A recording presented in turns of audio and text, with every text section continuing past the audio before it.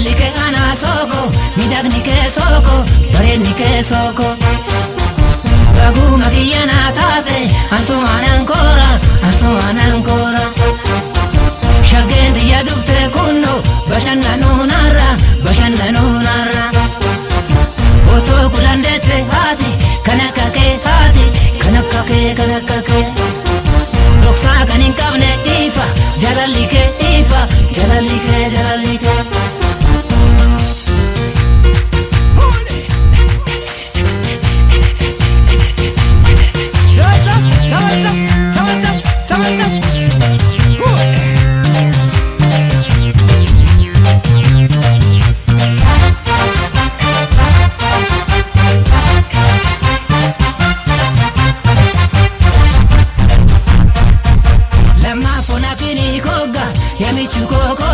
yamichu kokotu